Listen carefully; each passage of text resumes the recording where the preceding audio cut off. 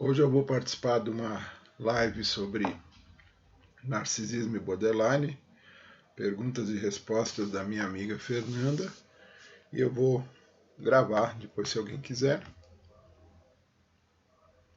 Deixa eu entrar aqui. Deixa eu achar. Achei. Mensagens. Ok.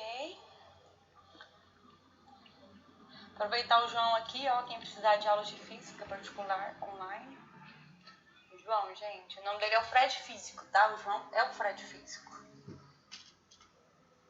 Ó, acabou de treinar, gente. O Lupe entrou, eu vou chamá-lo, tá? Só um minutinho. Lupe é um dos melhores professores que tem. O Lupe é o melhor professor, né, na vida. Ele entende minha hiperatividade, ele é o melhor professor. Não, realmente, é uma pessoa muito bacana. Cristiano, ele foi casado com um narcisista por 9 anos. Dica para não repetir o dedo podre. Vamos perguntar isso. Só um minutinho que eu vou chamar o Lupe. Só um minutinho, pessoal, que tá conectando. Estamos ao contrário aqui. Lupe, você vai passar inveja na gente? É a biblioteca, aqui é minha biblioteca. Uma parte dela. Deixa Porque agora. nem que você é inteligente, hein? Tá explicando. Agora hein? Sou eu. Não sei se eu sou inteligente ou acumulador, sabe? Mas livro eu tenho muito. Eu acho. Mas eu acho que livro a gente vai acumulando, aí vai criando amor, né? Vai. Amor nos livros tudinho. Vai sim. Lupe, tudo bem? Obrigada. Tudo jóia, Fernanda. Por aceitar participar da live. Nossa, obrigado eu. Né? E tem muitas pessoas que fizeram perguntas do perfil borderline narcisista. Certo. E eu acho que ninguém melhor que você, que além de ser uma pessoa que eu admiro pela inteligência, e é uma pessoa para responder isso, né? Obrigado. Pelo seu vasto tempo de profissão. Então, eu dividi. Meu cérebro é bagunçado, se eu não dividir, não funciona. É bom. Né? Então, eu dividi primeiro a gente falando dos narcisistas e depois certo. do borderline. Combinado. Eu ia fazer era trocar, mas eu tô vendo aqui que muita gente depois começou a falar pra mim muito do narcisista. Creio que é porque o narcisista, ele geralmente protagoniza um relacionamento mais abusivo, né? Que as pessoas entendem como relacionamento abusivo, né? É. Então, vamos lá. Quais são os principais... Eu vou falar, eu selecionei certo. 5 perguntas do que me fizeram do narcisista e 5 do borderline. Mas é claro que a gente pode fazendo pontuações fora isso, tá bom? Combinado. Quais são as principais características de um narcisista, Lupe? Para as pessoas entenderem, por favor. Muito bom. Pergunta boa. Essa é uma pergunta, assim, clínica, né? Nós estamos falando... Fica até engraçado, né? Parece que você vai olhar na rua e vai... Aquele ali é narcisista, né? Porque tem gente que brinca, que fala assim... Aquele personagem de desenho, Johnny Bravo. Johnny Bravo é um exemplo de... né? Por semelhança, se eu vejo um Johnny Bravo, se eu estou num barzinho e um Johnny Bravo me paquera, eu saio correndo, como que é? Então, quando a gente pensa em características clínicas num consultório para reconhecer um narcisista, eu acho que o mecanismo de defesa da negação. O narcisista ele cria uma bolhazinha de realidade para ele, então aquele mundo que ele vive é o mundo certo.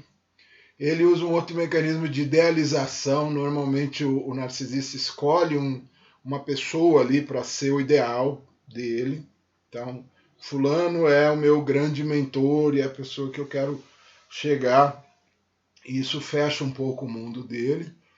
E essa idealização ele se apropria. Então, ele também é uma pessoa muito especial, tal qual o fulano, que pode ser um artista, um político, uma pessoa da área dele. Se o cara, sei lá, é um advogado e ele acha que tem um grande advogado, ou um juiz, ou um ministro, alguma coisa assim.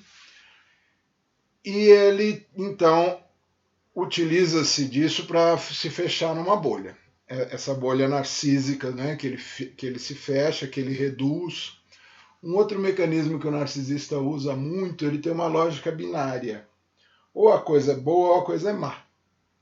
Vocês podem falar assim, não, vocês podem ser coisa de criança, né? Depois, se tiver uma pergunta sobre a origem do narcisismo, a gente vai entender que ela é uma posição que acontece na infância, né? E que tem lá um tipo de princípio do prazer no narcisismo, que é muito aquela coisa do gosto ou não gosto, né?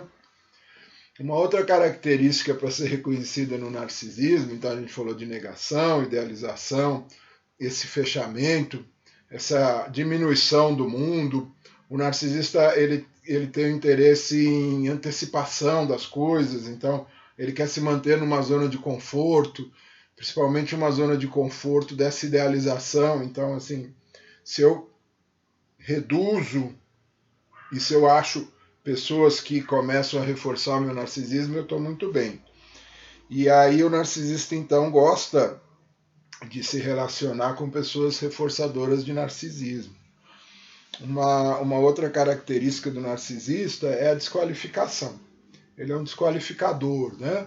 Ele é muito fácil desqualificar qualquer pessoa, né? A gente tem lá nossas características e o narcisista, então, se utiliza disso para nos desqualificar, né? O narcisista, sei lá, ele está vendo um grande músico tocar um clarinete e ele fala, ele até toca bem, mas ele é careca, sei lá. Ele pega uma característica ou não, esse tipo de música que ele toca é muito fácil, né? Então ele pega uma característica da pessoa.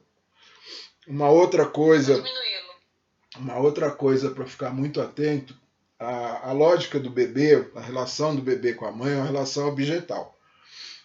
E é uma relação objetal parcial, com objetos parciais. O peito, né? O primeiro objeto, né?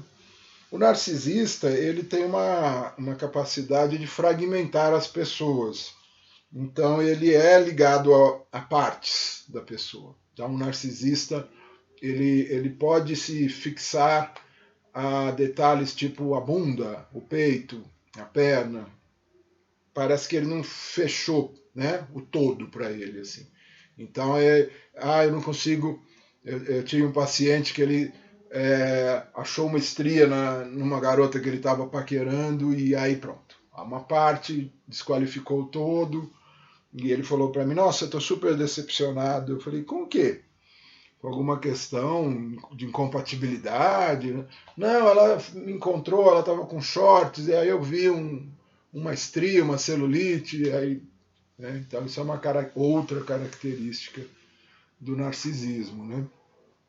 Aí você tem narcisista que é um narcisista mais melindroso, que é um narcisista que cria nessa bolinha dele as regrinhas dele, que se você furar essa bolinha, ele não aguenta, então ele só se relaciona com os reforçadores dele de narcisismo. E tem o Johnny Bravo, que é o narcisista downjuanico, né? O termo downjuanico é o narcisista que ele seduz. Ele tem um grande interesse. O downjuanismo é um termo que vem de Don Giovanni, né? Que é o Dom, o senhor juventude, que tinha o poder de seduzir todas as mulheres e tal. Então, o narcisista de pele grossa, ele é chamado de pele grossa, né? Ele é o cara que seduz, ele tem interesse por sedução e ele tem muito pouco interesse pela manutenção, até pelo sexo. Mulheres que namoram narcisistas de pele grossa, narcisistas Don Juan, elas gostam às vezes da emoção, mas elas não gostam do sexo. E a médio prazo elas começam a não gostar muito do sexo. Né? O narcisista melindroso... Ele consegue manter esse Dom Juanismo? Ele vai mantendo esse Dom Juanismo. Em 1911, o Freud escreveu um texto chamado Introdução ao Narcisismo, que no final desse texto ele fala assim que o narcisista tem medo de mulher, no final. O homem, né, Narciso? E esse medo de mulher, quando a psicanálise moderna que divide esses dois modelos, né, narcisista melindroso e narcisista Don Juan. Esse narcisista melindroso, ele faz o mecanismo de apoderar-se da mulher. Então ele se apodera, ele vai criando mecanismos de vinculação para se apoderar, Depois ele faz o mecanismo da dominação, do dominus, né? Ele vira senhor da mulher. Então ele quer dominar até os desejos, até o pensamento. E então esse narcisista melindroso, ele põe a mulher numa chamada galinha de ouro e fica cuidando dela, desde que ela reforce o narcisismo dele, que não contrarie ele. É onde a gente chama ele de melindroso, ele não aceita os milindres. Esse pode até ser bom de cama, para ser aplaudido por essa mulher. O Dom Juanico, o mecanismo é o contrário. Ele seduz todas as mulheres na tentativa de não ter nenhuma. Né? Então, um exemplo interessante que eu atendi era um representante comercial que ele tinha uma mulher em cada cidade e ele trouxe na terapia os nomes das cidades. Ele não trazia os nomes das mulheres. Aí eu falei para ele, vamos começar a dar nome para essas mulheres. É que você tem sigilo, você não precisa esconder. Não, não é isso. É que para mim, eu trabalho a ideia do nome das cidades e tal. E uma das mulheres que ele saía, ele não lembrou o nome. E ele saía com ela já há algum tempo. Aí ele foi falar o nome, ele falou o nome da cidade, eu falei, fala o nome dela. Ele, não, ele ficou sem graça, que ele achou que eu ia, né, falar alguma coisa para ele. Que realmente, né? Então, é uma característica do narcisismo não enxergar a mulher, né? E ter medo, no final da história, da mulher. Esse Dom Juan que já chega escolhendo uma pessoa, por exemplo, eu vou casar, vou ficar com uma, o que faz ele chegar nisso se ele consegue manter, né? Esse jeito dele de Dom Juan. Porque ele deve perder o gosto no meio do caminho, né? Porque ele vai conquistar o quê? A quem? Chega a casar, chega. Logo não consegue, né? Eles ficam, quando eles acham uma mulher que na concepção deles tem o brilho, e o brilho tem também para eles o reforçador, né, do narcisismo. Então tem que ser uma mulher que para eles seja muito bonita, que seja muito especial de alguma forma e lhe ofereça alguma vantagem muito grande para ele tentar se manter com ela. E se ele não tratar esse mecanismo, ele mantém. Os Dom Juans, normalmente, eles não são homens bonitos, né? Eles são homens que desenvolveram uma técnica de sedução normalmente vinculada à promessa. Aí uma dica para quem não quer namorar um narcisista, eles prometem, não há limites. Não há limites para a promessa deles. Seria um 7-1. Um 7-1 lascado. Assim. O cara começa com uma promessa, a mulher pode entender aquilo como um grande amor, um amor muito forte. Mulheres que namoram Dom Juans, elas falam assim, nossa, eu nunca vou ter um homem igual ele. Aquele primeiro mês que nós tivemos foi maravilhoso, porque ele me levou nos melhores lugares, ele me tratava muito bem, e eu não consigo esquecer isso. E aí ele sumiu, depois ele voltou, que é um outro vínculo, né, que os narcisistas fazem, que chama tantalizante, do mito de Tântalo, né, o Tântalo enfeitiçado na água, a água vem, sobe, quando ele vai beber a água desce, né? Então o cara promete, dá um mês muito legal, some. A pessoa fica esperando ele voltar, ele volta. Ele inventa lá, nossa, eu estava doente, eu fui sequestrado, eu morri, eu ressuscitei, sei lá. E aí ele então some de novo, né? Então tem mulher que fala, nossa, eu estou 10 anos com fulano, mas assim, junto deve ter uns 10 meses, porque ele vai e volta, vai e volta. E ele cria uma expectativa, é muito bom quando ele está, mas aí ele some, né? Então isso é uma posição narcísica, né? Seria daí também que, por exemplo, dizem que os narcisistas, eles são os protagonistas dos relacionamentos abusivos, do que tantos falamos, né? Que aquele ciclo do cara que machuca, desvaloriza a mulher, né? Deixa ela devastada, e depois, quando ela tá totalmente devastada, ele chega dando amor, dando presentes, galanteando novamente, vira aquele ciclo do relacionamento vicioso. Seria mais ou menos isso também que acontece quando ele está em um relacionamento? Esse seria o tipo do narcisista melindroso ou o narcisista típico mesmo? Eu acho que o Dom Juan, ele não é muito abusivo. Ele é, lógico, totalmente abusivo. Que criar um vínculo desse tipo é horroroso, né?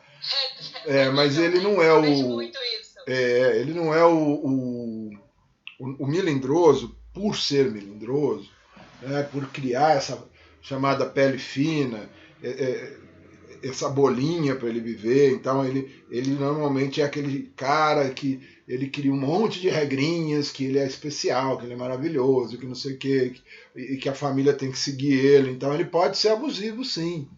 Normalmente não agressivo, sabe, Fernanda? Mais abusivo com palavras, não fisicamente, né? Desculpa. O abusivo psicológico ele é muito. Ele desqualifica demais a pessoa, a família dele, a mulher dele. Então existe esse processo de desqualificação que é bem chato, bem desagradável. E como eles trabalham muito o vínculo da dominação, no final da história, eles acabam mantendo a pessoa presa, né? Então se a pessoa está presa, ela está desqualificada e presa, né? Isso é uma coisa muito complicada para a pessoa sair. E aí onde entra esse processo de desqualificação. Essa mulher que outrora era tão interessante e que depois virou, né, uma mulher que ele começa a desqualificar. Né? Desqualificar. Tá perguntando aqui, eu vou intercalar entre o que eu tô recebendo aqui no computador, por isso que eu tava virando ali agorinha, tá? Desculpa. E entre os que estão perguntando aqui na live. Perguntou se o narcisista pode ser perverso. Perverso de caráter é uma pergunta bem complexa, porque como ele usa do recurso da promessa, uma promessa que ele não vai cumprir, né? Então isso entraria numa questão de caráter. Uma outra questão perversa do narcisista é a idealização fálica que ele tem. Ele é muito voltado para o próprio falo, né? Às vezes até materializado mesmo no pênis. Então existe uma coisa da fase fálica do Freud, que é a manipulação, e do próprio falo. Então já ouvi muito em consultório mulheres falando que o namorado, o marido, tem uma coisa, uma paixão pelo pênis, até brincadeiras. Então, nesse sentido, ele pode ser também uma perversão de parafilia, né? De sexual. Mas não é associado, falar assim, não, o narcisista está no grupo, na estrutura de personalidade perversa. Lu, o que eu recebo muito é ver as duas perguntas no borderline e narcisista. A pessoa, quando ela descobre que narcisista, ela vai pesquisando no Google. A primeira coisa que aparece é transtorno narcisista, alguma coisa assim. E o transtorno do borderline é transtorno de instabilidade emocional, algo assim. Uhum. E que escreve lá, doença. Eles enxergam isso como uma doença, né? E aí a primeira pergunta que é, isso é genético? Tem cura? Toda vez, você solta ali, a genética tem cura? Eu falei, meu filho, a gente curar. Se tiver o meu transtorno e o meu defeito com cura no comprimido, eu tô feliz, né? Uhum. E a primeira pergunta que fazem, tem cura?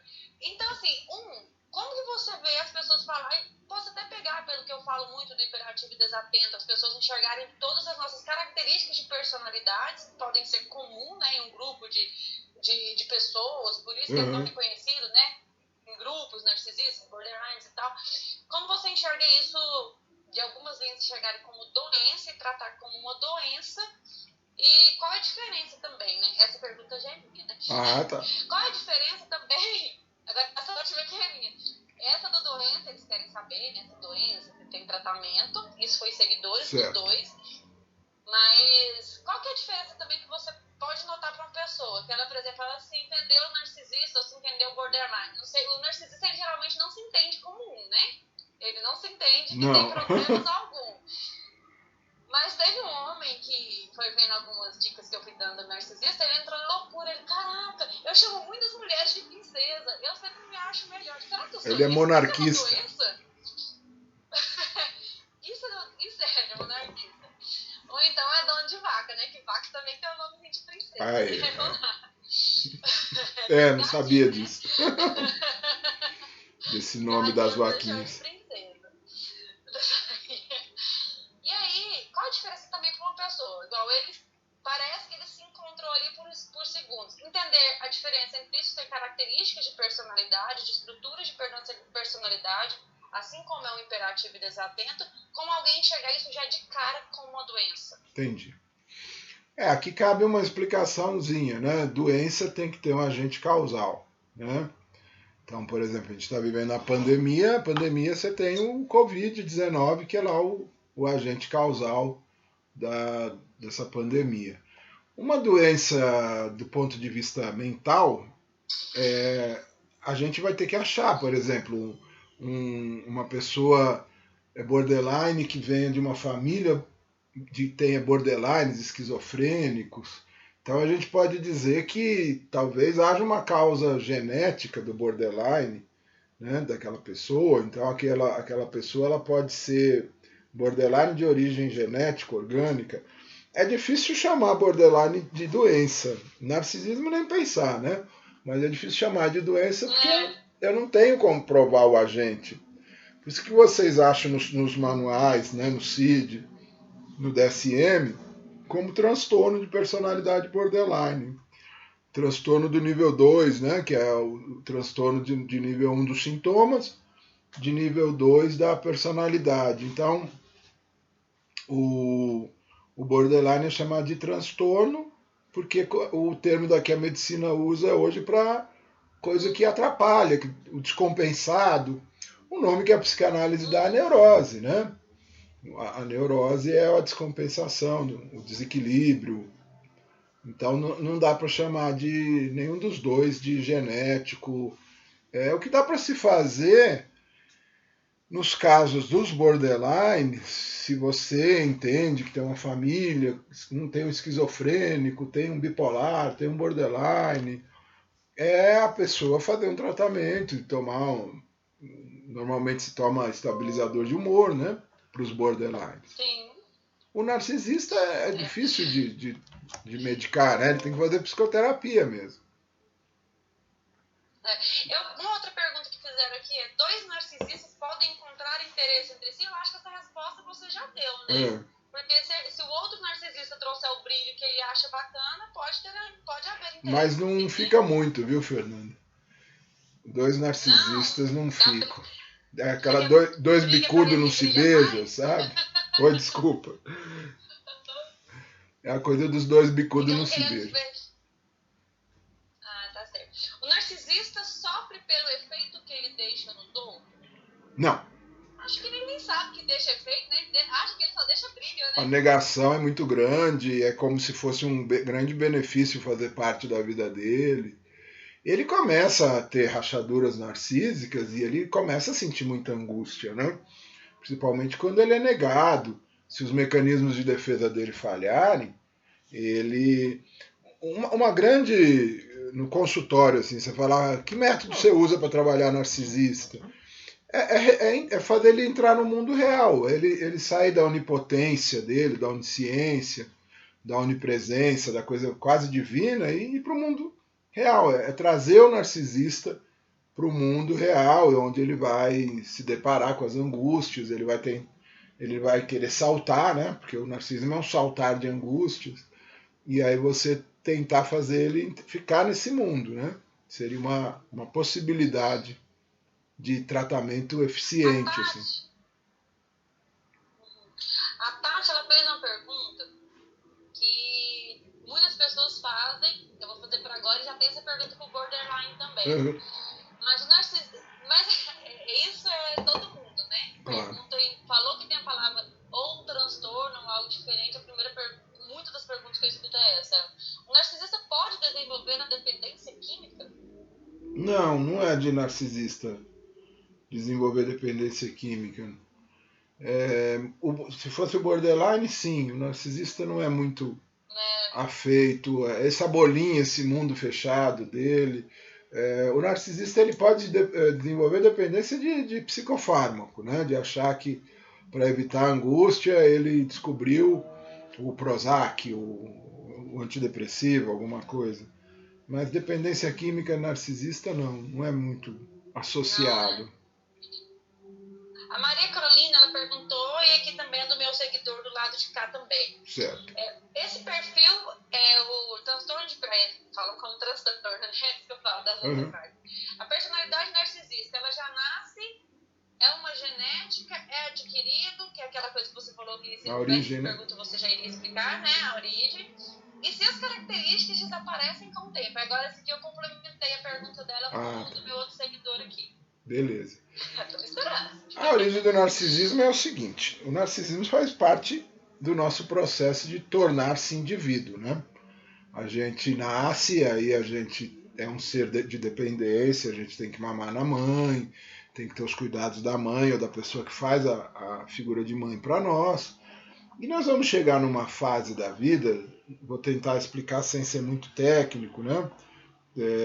A explicação muito boa, a explicação do Lacan do estágio de espelho, mas ela é muito técnica. Mas assim, explicando de uma forma mais simples, a gente começa a se perceber separado da mãe e do pai, da dependência da mãe e do pai, a gente começa a entrar num processo de individuação.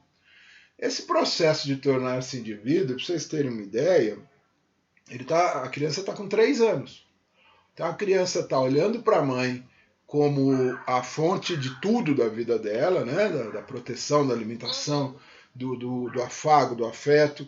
E ela está olhando para o pai como meio que um espelho, né? Assim, se minha mãe e meu pai estão juntos, quer dizer, esse homem é interessante para minha mãe e para o meu pai. Então a criança começa esse processo de tornar-se um indivíduo e ela começa a formar dentro dela um eu ideal e um ideal de eu, que é um ideal social. Ela começa a criar esses dois pensamentos na cabeça dela, que existe uma pessoa ideal e que existe um ideal de sociedade que é apresentado para ela. Então, volto a repetir, ela está com 3 aninhos. Então, ali nós estamos ensinando para ela o que é certo, o que é errado.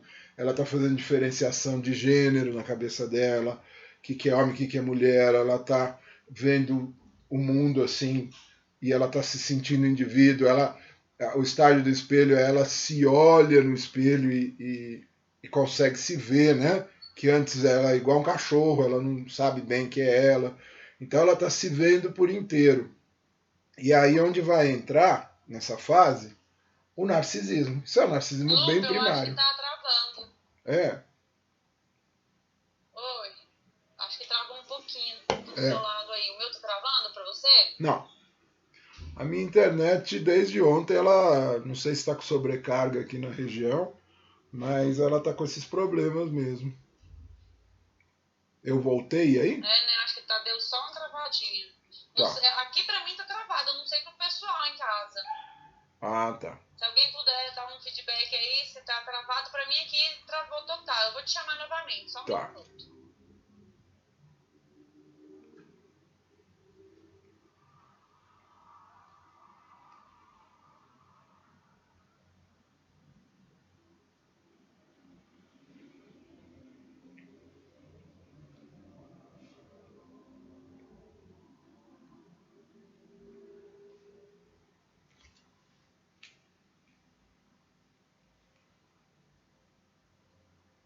Estamos no intervalo, esperando a internet nos favorecer.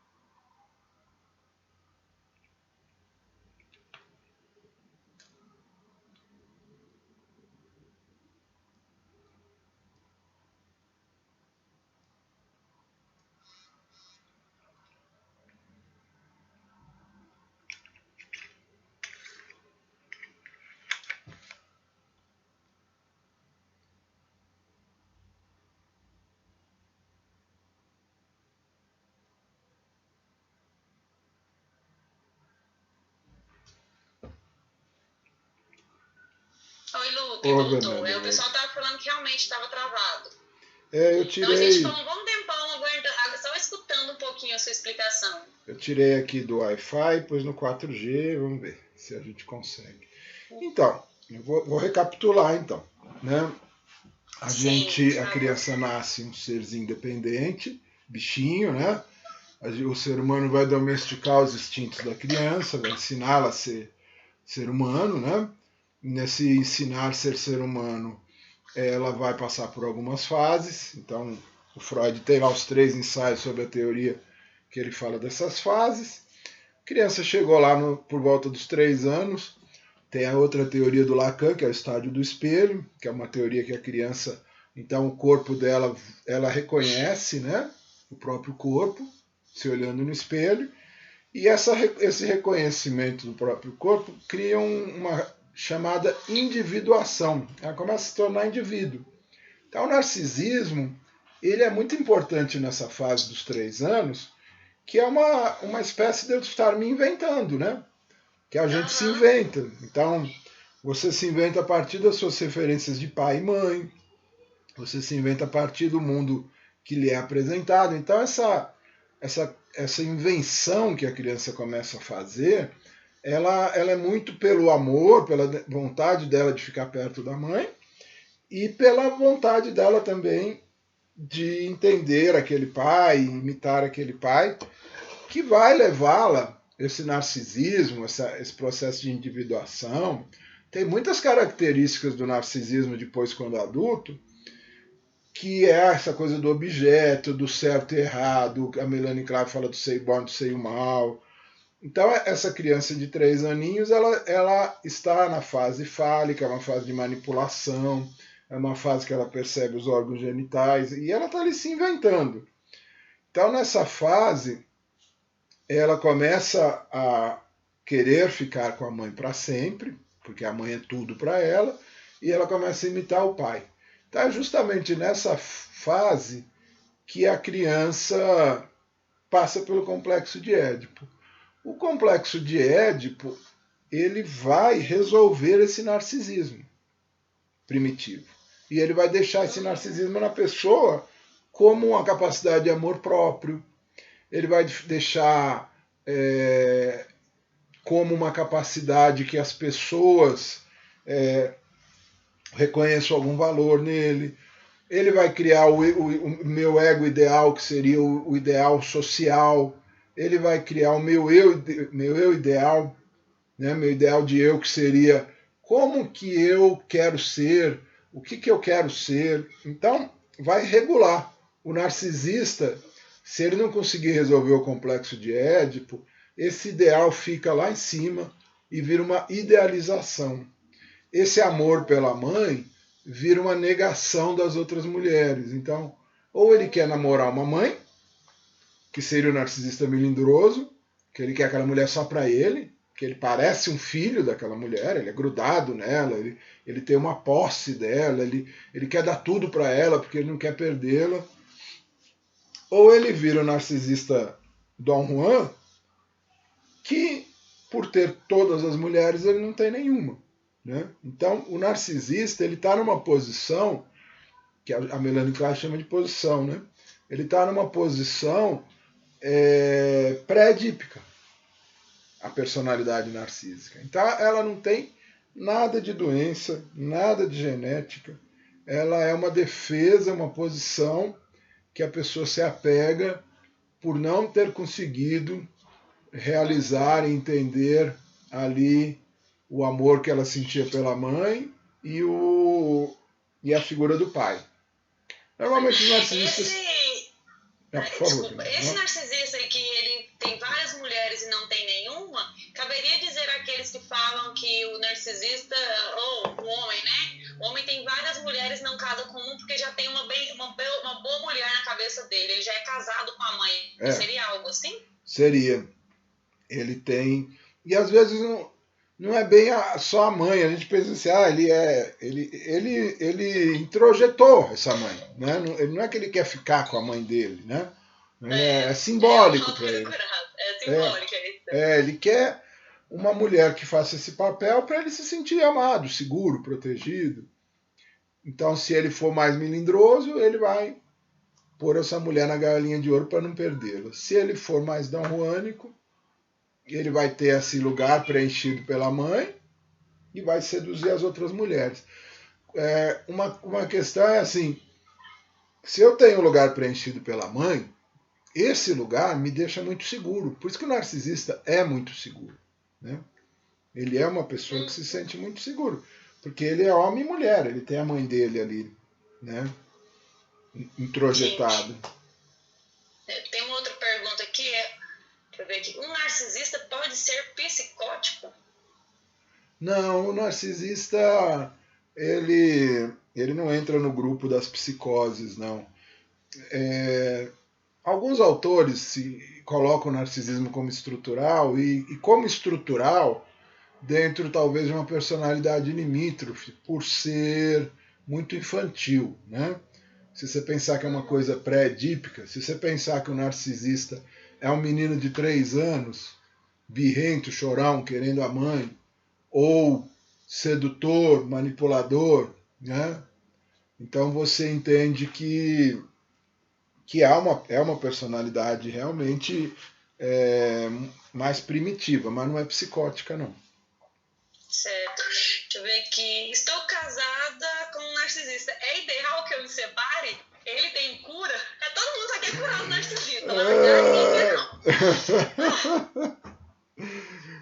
Ai, meu Deus. É engraçado, mas Ninguém quer largar, não. Quer curar ele mesmo. Vamos curar o cara. Olha, ele precisa querer, né? A gente não pode querer pelo outro. O narcisismo, assim, a minha experiência de consultório com narcisismo, é uma psicoterapia lenta, para você trazer para ele os sintomas, ele aceitar, ele quebrar a negação.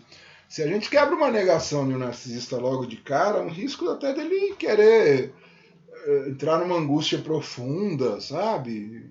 É muito arriscado. Então é um manejo demorado com o narcisista. E a transferência precisa acontecer, né? Eu preciso falar para ele que ele é narcisista. Então ele precisa gostar de mim. Se ele não gostar de mim, ele não vai aceitar que eu fale para ele que ele é narcisista. Então é um trabalho bem complicado, nem né? Volta mais, né? Volta mais no consultório. Não, volta não. O que eu aconselho, Fernanda? Eu acho que quem é casado com narcisista tem que se perguntar por quê. Né? Também acho. Vai fazer análise, vai entender o que te encantou num menino de 3 anos. Se é uma maternidade, né? Eu nem sei quem perguntou, pelo amor de Deus. Mas assim, é uma maternagem isso, você quer cuidar, você é uma pessoa cuidadora. Que brilho que foi esse que você viu? Porque é muito frustrante ter um casamento com um narcisista. Né? Então acho que querer que o outro deixe de ser alguma coisa não é legítimo. Eu acho que se alguém tem um parceiro narcisista e for conversar com ele, a defesa dele vai ser alta, né? Ele vai dizer que não, que isso é besteira, que ele não é. Ele vai te desqualificar, que é o jeito que eles são, né? Então, é uma posição, tem. Se a pessoa quiser se tratar, você que perguntou sobre o casamento, há uma possibilidade, sim, mas a pessoa precisa querer, né? A pessoa precisa querer. Lupe, agora a gente vai passar pro borderline, porque senão eu vou tomar muito tempão seu, né? Imagina, prazer. Agora vamos lá. Quais são as principais características de uma pessoa borderline? E acontece mais com homens ou mulheres, ou não tem tanta essa diferenciação assim? O borderline, ele é um termo que a psicanálise criou e os psicanalistas às vezes não gostam, então existe uma confusão de temas, mas é um tema dos anos 70, de um psicanalista, se não me engano, alemão, que chama Otto Kemberg, que ele... Mas há registros da palavra borderline também na obra do Lacan, muito pouco, mas o Lacan fala sobre borderline, personalidade borderline. E você depois tem alguns autores, como Bion, que falam da parte psicótica da personalidade, né, que seria uma parte da personalidade da pessoa que de alguma forma não funciona ali tão bem, e que seria uma parte que todos nós temos. Eu gosto muito da definição do Nasio, quando ele fala de psicose ordinária, que é um termo lacaniano, que ele fala que a gente é um doce de 1000 folhas, e que dentro dessas 1000 folhas nós vamos ter umas folhas ali psicóticas, né? Então nós vamos ter as folhas neuróticas e nós vamos ter algumas folhas que são psicóticas. Eu acho que, utilizando o material mais recente de um psiquiatra nova-iorquino muito bom que chama Gabardi, existe um vazio crônico na personalidade do narcisista. Existe um medo de abandono muito grande, do borderline, né? Existe um medo de abandono. A gente verifica de uma forma mais intensa as características dos neuróticos, né? A gente verifica, por exemplo, fobia, a gente verifica histeria, a gente verifica posição narcísica. Esse medo do abandono é muito grande. O borderline tem um vazio gigante que nada preenche, então ele vai criando falsos selfies, sabe? Ele vai adesivando em outras coisas. Uma característica que aparece muito nos borderlines, por eles terem esse medo do abandono, eles criam um tipo de ciúmes delirante, sabe? É um ciúmes muito grande. Eles se entregam demais numa relação, mas eles também têm um ciúmes, uma cobrança muito grande por essa pessoa que eles se entregam. Dá para confundir às vezes com uma pessoa histérica que se dedica demais numa relação, mas não vai além da histeria. Então, o Otto Kemper, ele coloca o borderline numa posição entre o neurótico e o psicótico, né? Nas estruturas de personalidade dentro da psicanálise. Sim. Aqui me fizeram uma pergunta, aliás, teve duas dessas comparações. A diferença entre o borderline e o bipolar, e a diferença entre o borderline e o sociopata. Mas eu acho que sociopata é muito diferente, né? É extremamente diferente. Não, mas assim, se a gente pensar que existe uma característica de agressividade, de primitivismo, a pessoa pode até achar que aquilo é uma sociopatia, uma delinquência. Os estudos feitos com adolescentes, né, mostram isso, que existe lá uma prevalência para automutilação, às vezes uma prevalência para uma agressividade. Então, existe uma possibilidade do borderline parecer um delinquente, parecer uma pessoa, né, maldosa, mas não é bem por aí que funciona. É mais uma baixa tolerância à frustração, que também é uma característica do borderline, que às vezes faz ele ficar brigão.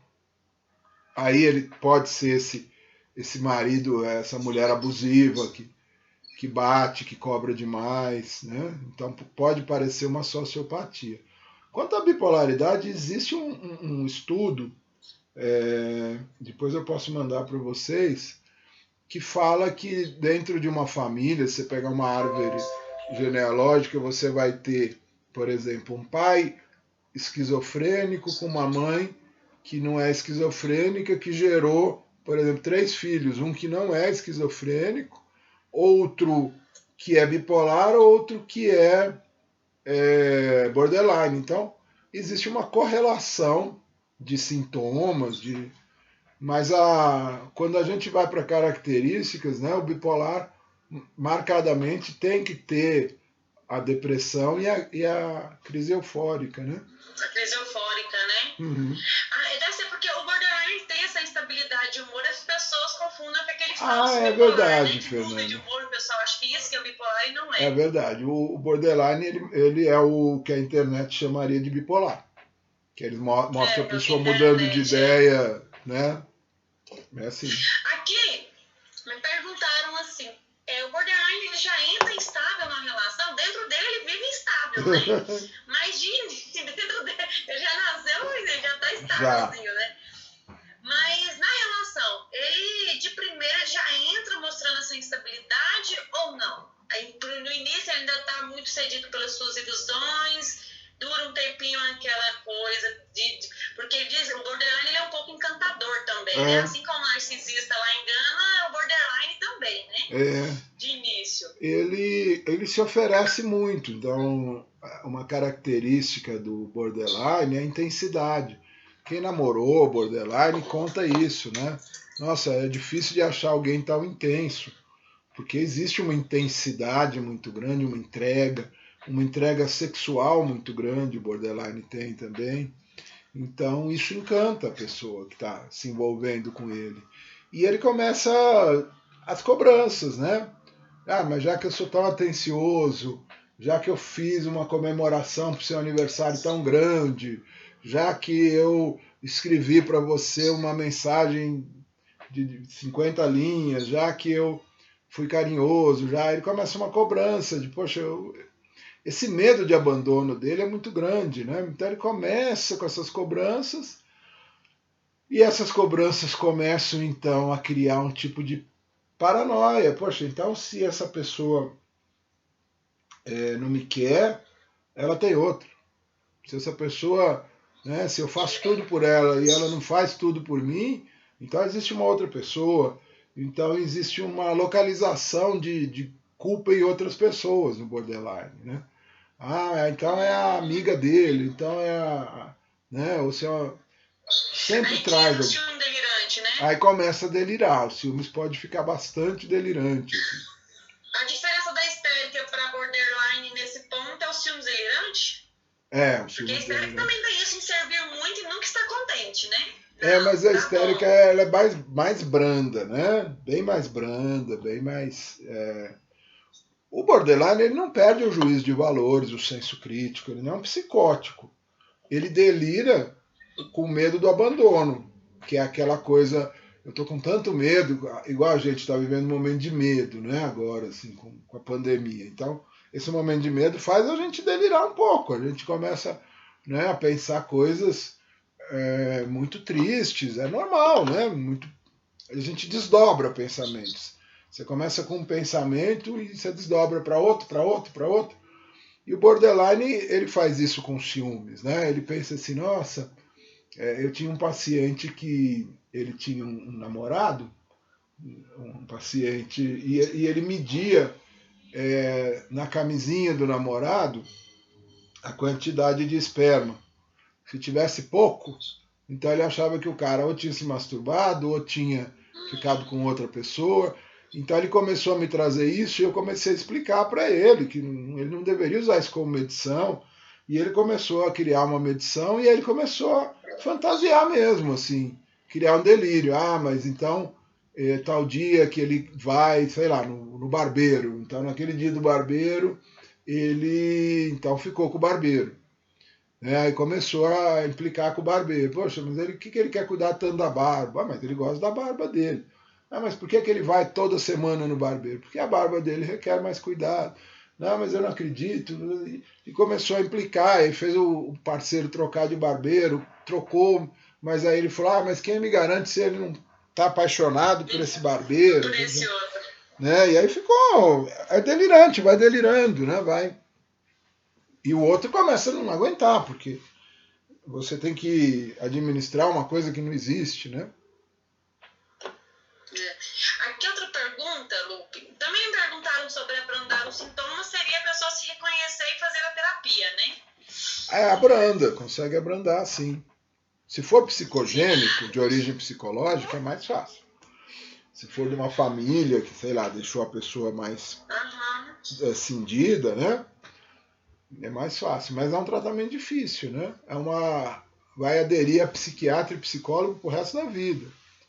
Vai ter que tomar ali as pesquisas mostram, né? Carbolítio, quetiapina. Então, no caso do borderline, é necessário um acompanhamento psiquiátrico? Psiquiátrico, É muito difícil. Lupe, me perguntaram isso do narcisista, eu esqueci. Aí depois, se você quiser fechar com os dois, mas a relação de uma mãe borderline com seu filho. Né? Uma mãe com características borderline, ela pode pode transferir isso para os seus filhos, insegurança, medo de perder os filhos o tempo inteiro, sufocá-los? Isso tem até estudos, né? Se acreditava muito em que a mãe borderline criava filhos borderline. Não necessariamente cria, mas o filho vai ter que ter um recurso de conseguir barrar essa mãe. Então, talvez um outro parente, uma avó, uma tia, um pai, alguém que consiga fazer o filho não entrar nessa simbiose, né? Nessa junção com a mãe.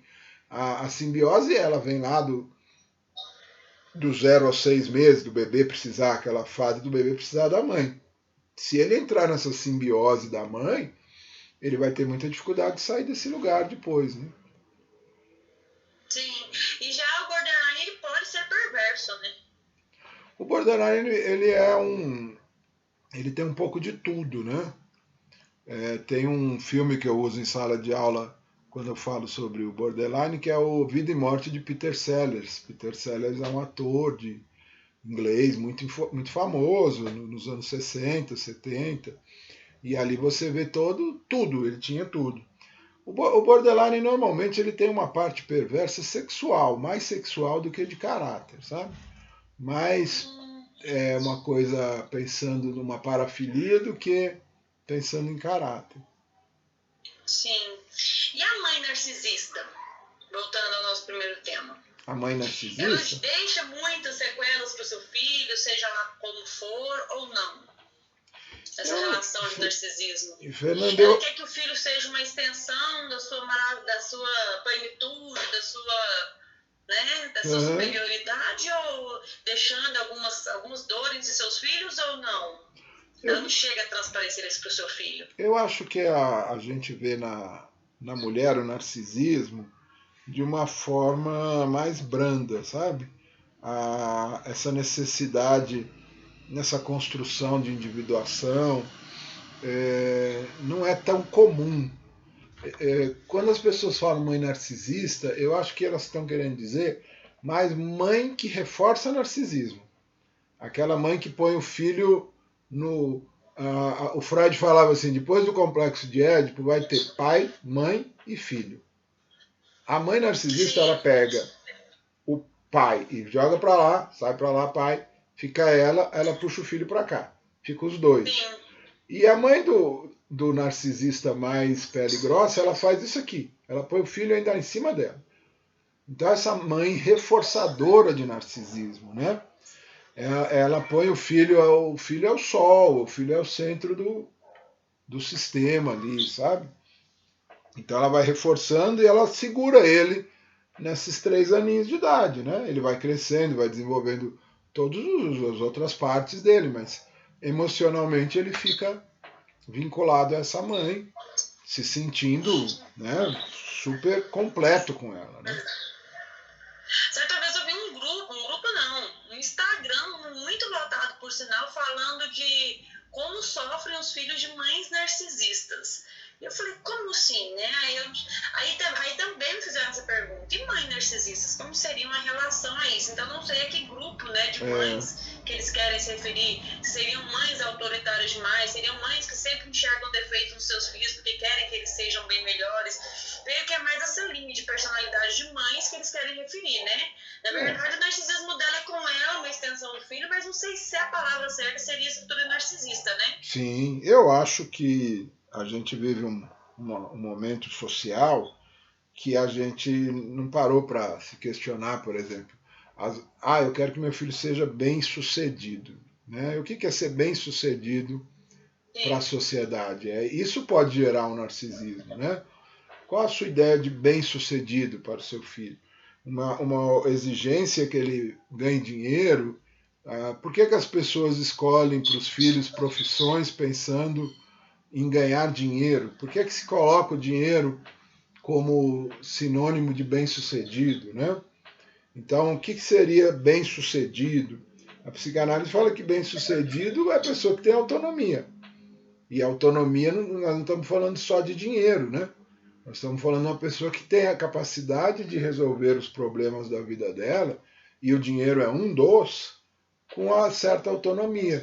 Porque o narcisista ele não tem autonomia, né? O narcisista é um cara que ele entrou num sintoma, o sintoma narcísico segurou ele e ele está preso. Ele não vai sair desse lugar. Imagina, uma pessoa presa numa negação muito grande, então ele não vai desenvolver essa autonomia. Ele vai ser o bem-sucedido produto, né? Ele vai ser um cara, às vezes, bonito, bem cuidado, que tem um carro muito bom, que tem um trabalho que ele ganha bem, mas ele não tem caráter, ele passa por cima das pessoas para alcançar os objetivos dele. Né? Então, a gente mira uns exemplos de bem-sucedido para os filhos e massacra o filho, né? E quer que ele seja bem-sucedido.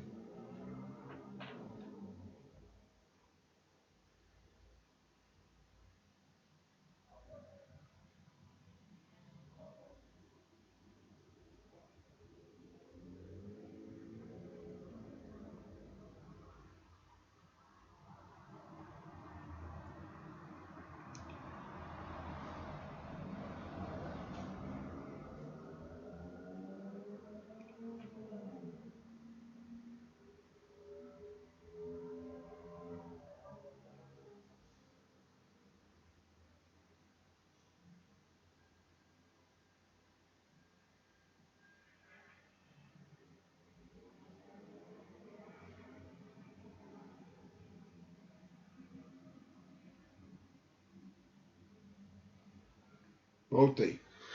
Oi, Lupe, desculpa, porque passou de 1 hora. Eu vi, saiu aqui me agradecendo por eu ter participado e encerrando. Então, Lupe, e essa relação de mães, assim, eu vejo bastante isso acontecendo, viu? Hoje em dia tá excessivo.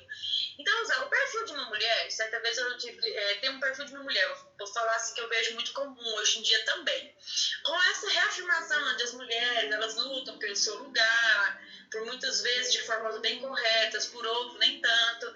O Paulo Jorge tá te mandando um abraço, Lupe. Obrigado. Ele fez uma pessoa muito melhor, ele te falou. Eu fiz uma live com ele esses dias, o PJ aqui. Ótimo. Ele já falou que você fez ele uma pessoa muito melhor. O Lupe faz obrigado. muitas pessoas melhores, obrigado, viu, Paulo? Paulo. Grande abraço. O Paulo, pessoa maravilhosa. Mente boa, né? Realmente ótimo. Muito bacana.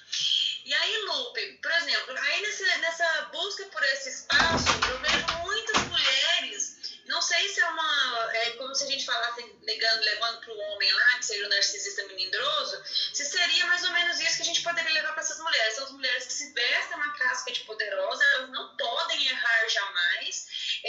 Eu lembro de uma que ela falou assim, se o homem que eu namoro não pica frutas para mim, eu nem namoro. Porque eu nasci para um homem picar as frutas. Olha aí. E ela se enxergava totalmente assim.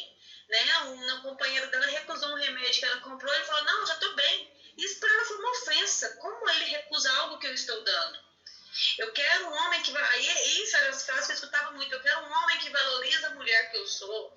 Mas era aquela pose que você busca e fala assim, pô, quem é essa pessoa que está aí de baixo? Né? E hoje isso são várias mulheres, né? Muitas vezes eu sento numa roda assim e algumas mulheres ocupam bons cargos. Geralmente são esse é o perfil. Eu ia falar, não, outras nem se preocupam. Não, a mulher que não está se preocupando com bons cargos, ela não está nem se preocupando em manter essa estrutura toda, né? Geralmente elas ocupam bons cargos e faz sempre aqueles reforços onde ninguém é melhor, realmente entra num campo de competitividade bem grande. Eu acho que mais ou menos essa mulher que as pessoas estão enxergando como narcisistas, né? Entendi. Que estrutura é mais ou menos dessa mulher? Aquela mulher, ela se sente mesmo, realmente, eu só vim para brilhar, tem aquele mesma característica, tem o ideal da pessoa que ela idealiza perfeita e que ela se acha bem equiparada e que só falta a mesma sorte, né? Na vida. Mas aí a grande questão ela tá falando do outro, né? Ela não tá falando dela. Se ela quer alguém para picar fruta, ela é histérica. Ah, que interessante. Ela não tá falando dela. A pessoa deve servir a ela.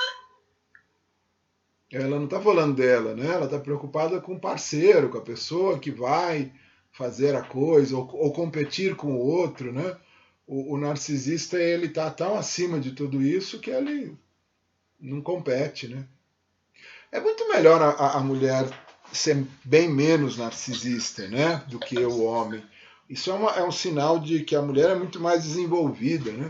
Porque a personalidade narcísica é muito primitiva, né? Ela é muito ruim de ser, né?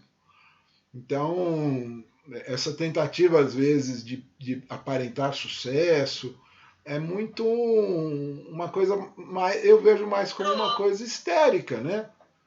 Dessa mulher querer aparentar do que e essa preocupação com o outro, né? Que o narcisista não tem. Interessante, bacana. Então tá, Lupe, eu queria agradecer, muito obrigada por ter aceitado esse convite.